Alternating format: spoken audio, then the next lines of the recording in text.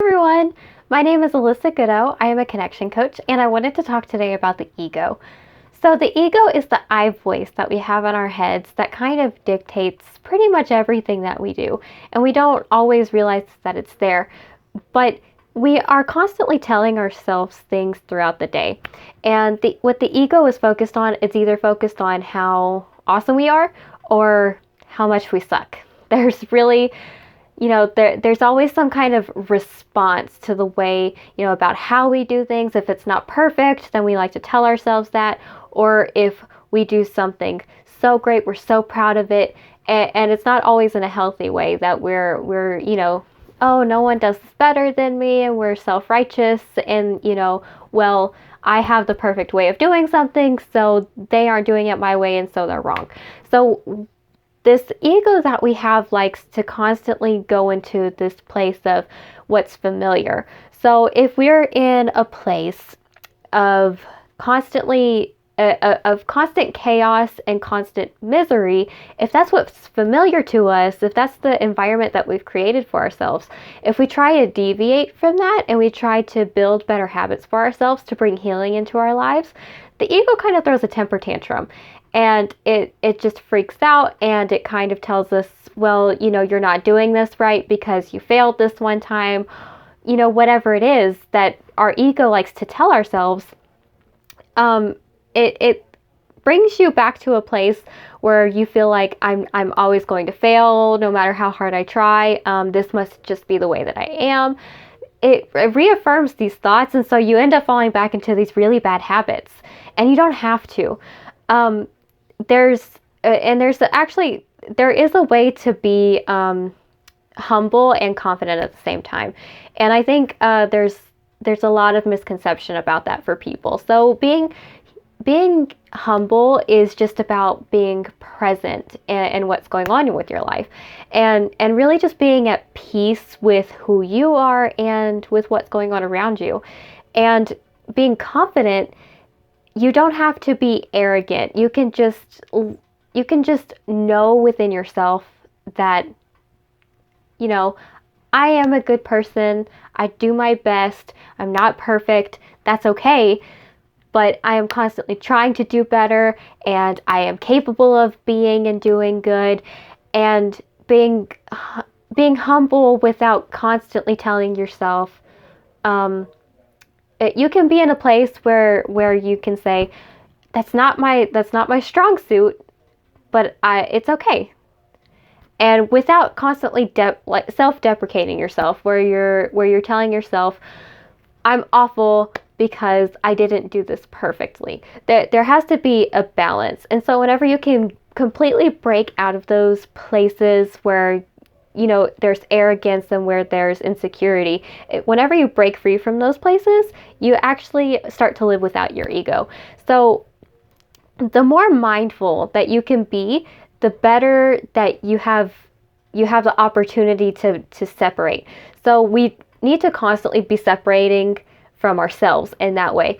And the way that you do this is just kind of sitting and meditating and just reflecting on yourself. And it's a little bit hard at first, especially if you're not the type of person that feels like they can meditate. But if you can just, even in a moment throughout your day, if you can just pause and just start reflecting on your actions.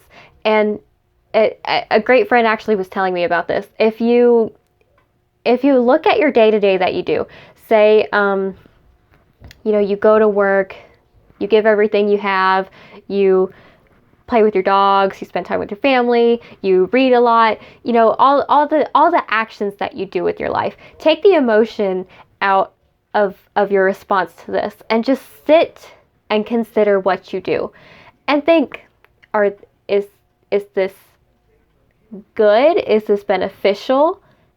Or is it not? Just kind of being aware of the situations that you put yourself in and your responses to them, and just kind of being an outside observer. If you were watching somebody else do and say the things that you do, instead of having an emotional response, this makes me angry, this makes me happy, this makes me whatever, just look and say, Do I like that?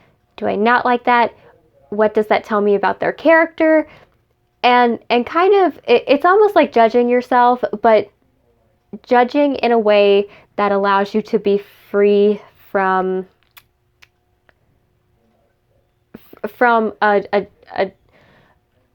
authoritative place, I guess you could say.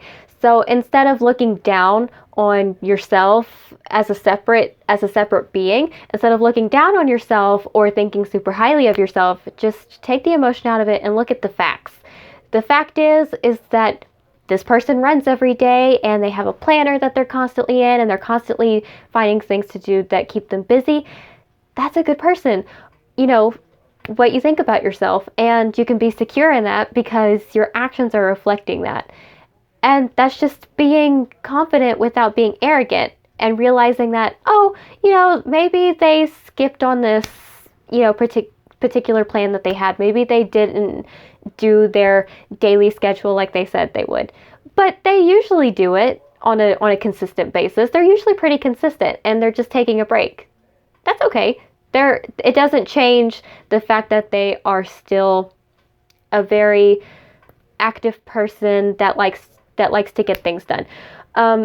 Really just breaking things down in that way and just separating yourself from you and being able to be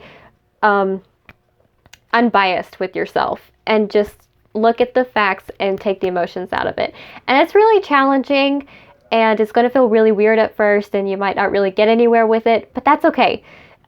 Keep trying. Persistence is key, and it doesn't happen all overnight. The more that you can just practice in increments, the farther you'll get with it in the long run. And it's totally worth it because, yeah, maybe it's going to take a long time, but that's okay. A lot of good skills that we've learned do take a long time.